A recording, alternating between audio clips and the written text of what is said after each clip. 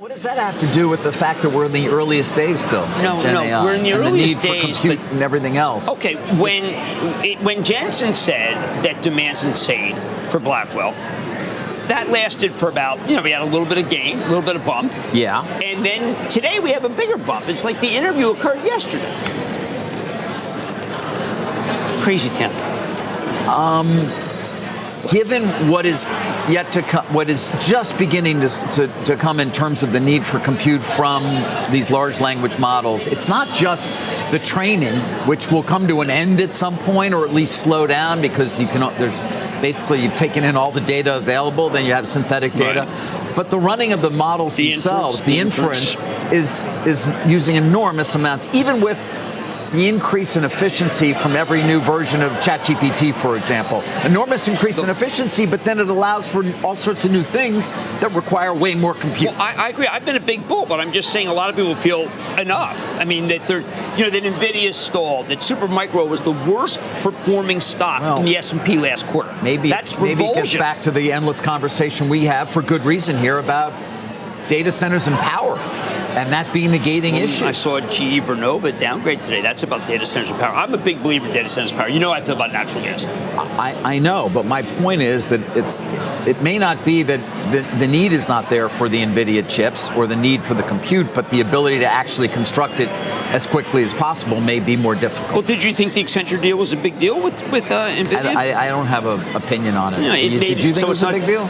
You need it to be not just hyperscalers. You can't build a business, and they're not, by the way, around just Mark Zuckerberg and Elon Musk. I like the deal because what it said is that the large companies that don't know how to use it are going to go to Accenture, and Accenture will figure it out for them, or they're going to go to Dell or HPE. So there's these other companies that may want to buy them, not just Meta and not just Tesla. We did mention yesterday in your absence, though, executives at chip companies selling about $1.3 billion in stock in the quarter. It's endless. Selling is endless. And look, they've made a lot of money. Look, people sell for a million different reasons. And if they didn't sell and you were their advisor, I think you would say, look, I should resign because you've got so much money in these. That's my only explanation for it, because otherwise, why not let it ride? But these people have such huge gains. And they could also be saying, look, capital gains rates will be going up if one of the two people who gets in has got a Democratic House and Senate. Capital gains going way up. In today's electrifying race to the top of the corporate ladder, the heat is on between two tech giants. Imagine Apple, the undisputed heavyweight champion of Wall Street, suddenly looking over its shoulder. Enter Nvidia, the spry contender with a turbocharged business strategy and a thirst for the title of the world's largest company. While Apple sits comfortably at a $3.37 trillion market cap, Nvidia is nipping at its heels with a $3.13 trillion valuation. With Apple's once high-flying growth engine sputtering, hampered by stagnating iPhone sales, Nvidia is roaring past with its graphics processing units, spearheading a veritable AI revolution. Could Nvidia overtake Apple with just an 8% lift in stock price? While Nvidia races ahead, Apple seems caught in a technological standstill. But let's not jump the gun. Prepare to dive deeper into this thrilling saga, where the smallest market shifts could redefine who sits on the stock market throne. Welcome back, everyone, to Investocracy. All right, folks, NVIDIA. You watching NVIDIA? It continues this sort of almost stealthy move at this point. Now, this morning, it got a boost from Morgan Stanley, which it says it expects Blackwell production to reach 450,000 chips. You know what that means? That's $10 billion. This is the fourth quarter. Obviously, that's great news and good news for my next guest. I want to bring in Gabelli Growth Fund's portfolio manager, John Belton. John, welcome to the show. Thanks for having me. You've got a lot of NVIDIA, right? This is one of your favorite ideas right now. Yeah, one of our biggest positions in all of our growth funds at Gabelli. The narrative over the Wall Street narrative has been the play is over. Not necessarily, we see the orders. Obviously, the orders are mind-boggling, but that this is sort of a toppy-ish kind of thing. It can't last forever. The stock is ahead of itself. How much of that concerns you? Well, let's just go back to what CEO Jensen Huang said this week on CNBC. He said the demand for their chips right now is insane. Insane. It's a pretty strong word. Yeah. Well, I never heard of that network you're talking about, but I did hear the word insane before in a commercial. I had fun with this. Before you were born, there was this retail outlet called Crazy Eddie. Yep. And the guy used to come on TV and say, our prices are insane. Then they went out of business. It was a scam and everything. So I think it's a different kind of insane he's talking about here. Okay. Is he laying it on too thick? Well, I mean, we can talk about Nvidia. I think we're still early innings, and Right. the AI. I think AI is a technology that's going to have very deep and long-lasting impacts for many years, and Nvidia is going to be one of the prime beneficiaries of that. But I think stepping back, I was watching one of your earlier guests talk about the Magnificent Seven, talking about being kind of long in the tooth in that rally. Right. I think I would actually defend a lot of those stocks. I think Nvidia included.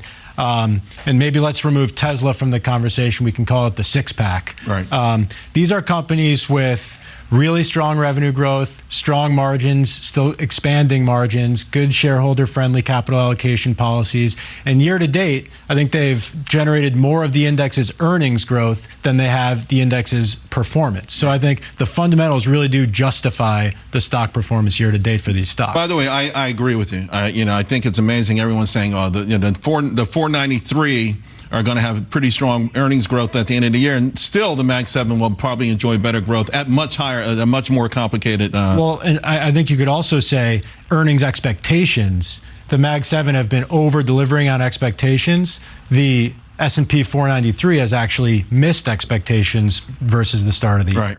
Picture this: Apple and Nvidia, like two skilled poker players seated at the green felt table of the stock market. Both hold a formidable hand, yet Nvidia seems to be the one reshuffling the deck entirely. In recent quarters, Apple's growth has been hampered by lackluster iPhone sales, a stumbling block for a company whose revenues are so heavily anchored in mobile device sales. Apple rakes in $385 billion in revenue, yet it's Nvidia, boasting a mere $96 billion, that's setting hearts aflutter. How, you ask? The AI game changer. Nvidia's GPUs have become the darling of AI companies worldwide.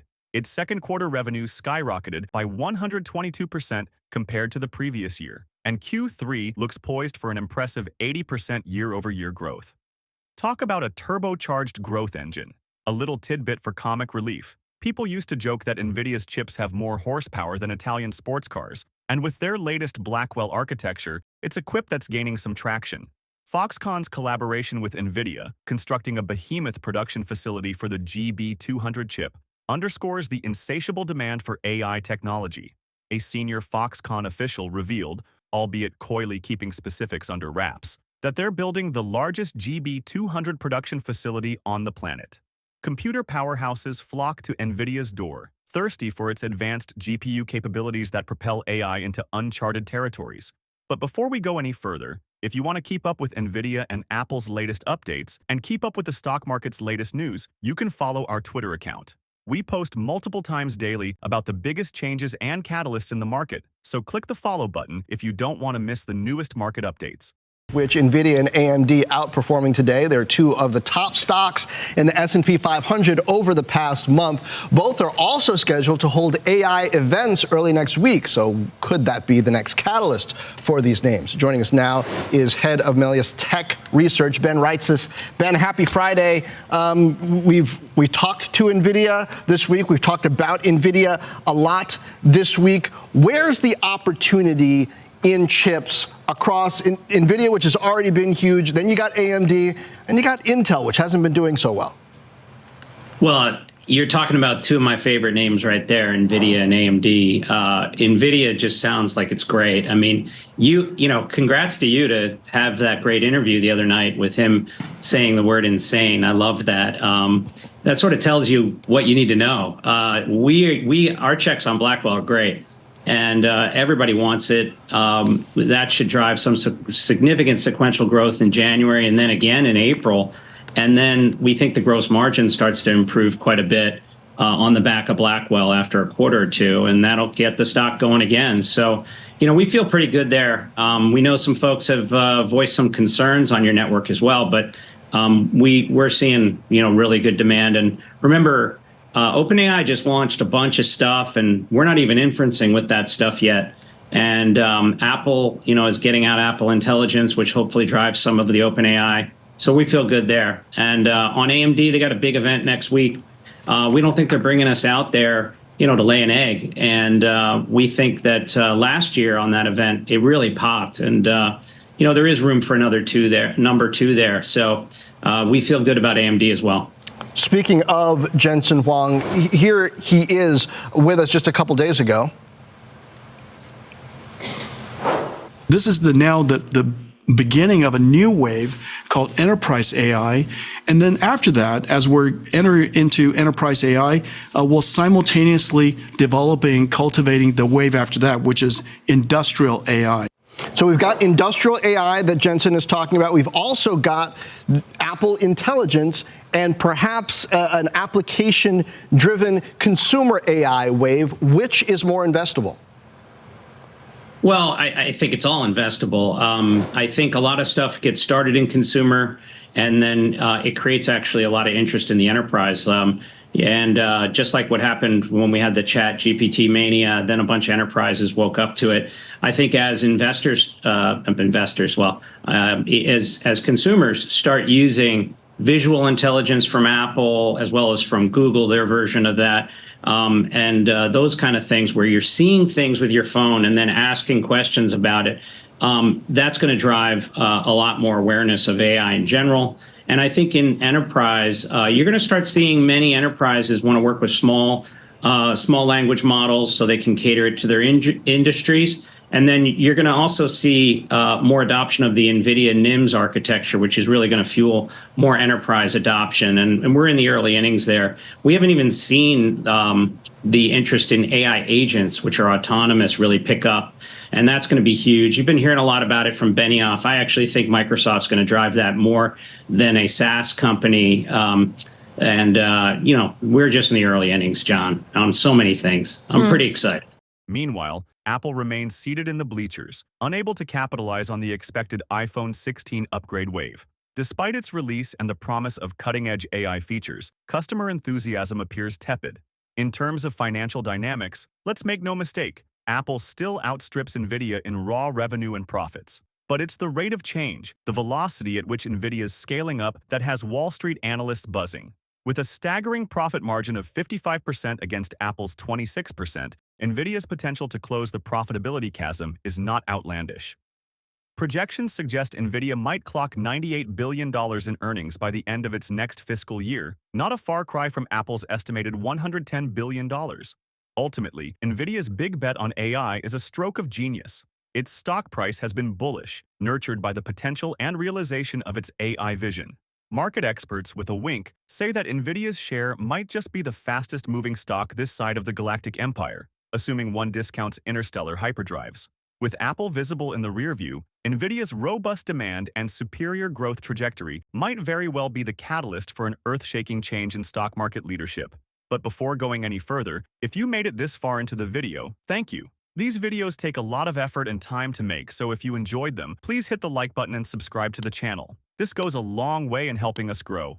That said, back to the video. So I will say that I know that this has been like the crown jewel of the S&P 500, but I think the cooling has actually presented, so many opportunities, because I know I'm not any chart master here, but you can just look at the chart and see that we've seen now higher lows. We've been still trending to the upside. The 200-day moving average has been as steady as any you can see out there to the upside. So I think, technically speaking, this name is intact, and these dips have only been, if anything, buying opportunities. We're still up 140% on the year. I know we've pulled back about 2% this week, but I think that anytime you see these pullbacks in Nvidia, it's like look no further than the market. It's like one of the most highly correlated names right now to the overall market. So I think that these moments of mass sell-offs, when you're as big as Nvidia and as successful as Nvidia, it seems like it's a head for the hills moment. I think it could always be seen as an opportunity, hey, a way to buy Nvidia on sale.